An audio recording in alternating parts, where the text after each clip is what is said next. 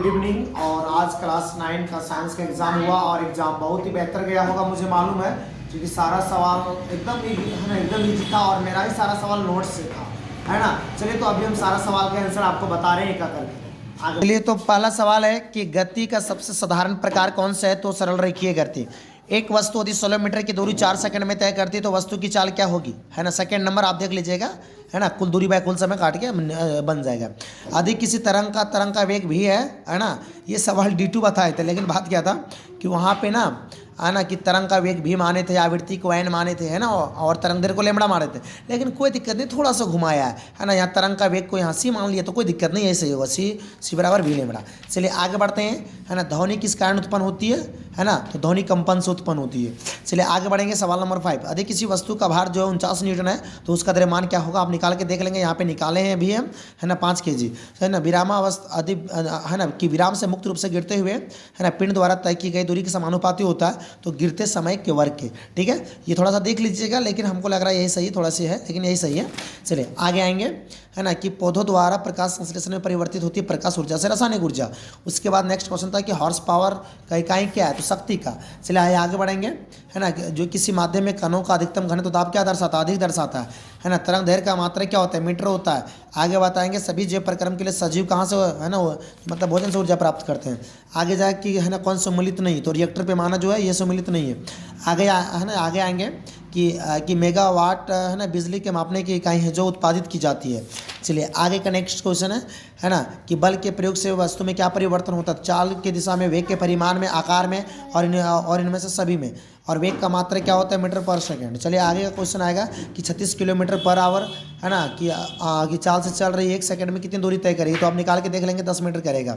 ठीक है, कायर देख सकते हैं, है ना। सदिश राशि अदिश राशि पूछा है तो बच्चे हम बार ना आपको पढ़ाते थे, तो कायर जो अदिश राशि है ना, वाट किसका मात्रा के शक्ति का। चलिए आगे बताएंगे अवोगाद्रो संख्या, ये तो बच्चे को हम, है ना, वोट पर रटवा दिए थे। 6.022 × 10⁻23 आप देख सकते हैं, है ना। आगे है कैंसर के इलाज के लिए कौन सा समझता नहीं, तो है ना, कोबाल्ट 60, मतलब कोबाल्ट जो है ना 60। ठीक है, मतलब ये नंबर। आगे आएंगे केनाल किरणें, है ना, ई गोल्डस्टीन। आगे आएंगे पदार्थी कणों के बीच क्या होता है, रिक्त स्थान होता है, मतलब 22 का D। चलिए आगे आएंगे एलपीजी का पूरा नाम, ये तो बच्चा वाला सवाल पूछ दिया, है ना। लिक्विड पेट्रोलियम गैस, मतलब, है ना, पहला नंबर द्रवीकृत पेट्रोलियम गैस। आगे आएंगे किसमें अंतराणु बल सबसे अधिक होता है ना। कल सुबह ये सवाल बताए थे, लेकिन वहाँ ठोस द्रव केस में बताया गया था। तो आप मिट्टी टिकी है ना, तो मिट्टी आंसर होगा बिल्कुल सही। और अमोनियम क्लोराइड को गर्म करेंगे तो डायरेक्ट वो वाष्पित हो जाता है, तो यहाँ पे इसका आंसर उत्तरोपाता नहीं होगा। चलिए उसके बाद है कि सिलेंडर में भरा हुआ द्रवीकृत, तो ये गैस ही होगा। चलिए आगे बढ़ते हैं परमाणु द्रव्यमान, है ना। जब हम आपको मोलर द्रव्यमान निकालना सिखा रहे थे तो, है ना, तो बच्चे लास्ट में U लगाते थे, तो आप समझ गए कि यूनिफाइड, है ना। 18 ग्राम जल में ऑक्सीजन की मात्रा जो होगी वह होगी 16 ग्राम। आगे आएंगे एक मोल क्लोरीन गैस के लिए 35, है ना, इसका आंसर 35.5 होगा।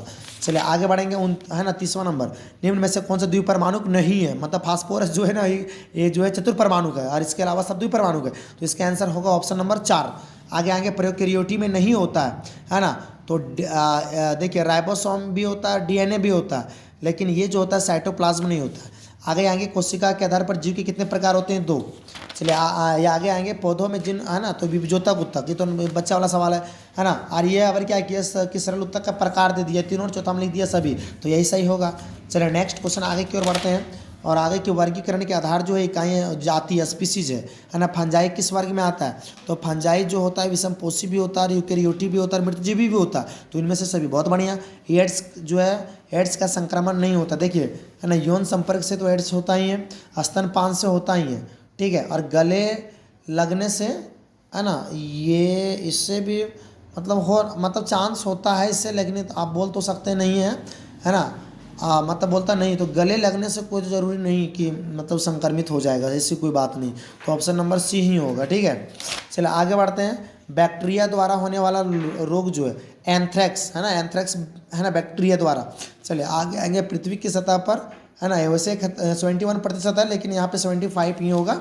चलिए आगे आएंगे, नेक्स्ट क्वेश्चन है कि पृथ्वी की ऊपरी सतह आप जानबे करते हो उससे मृदा करते हो। देखिए इतना सवाल नॉर्मल था सर, बहुत ईजी था, आप मिला लीजिएगा और बताइएगा बच्चे कितना सही है आपका। धन्यवाद।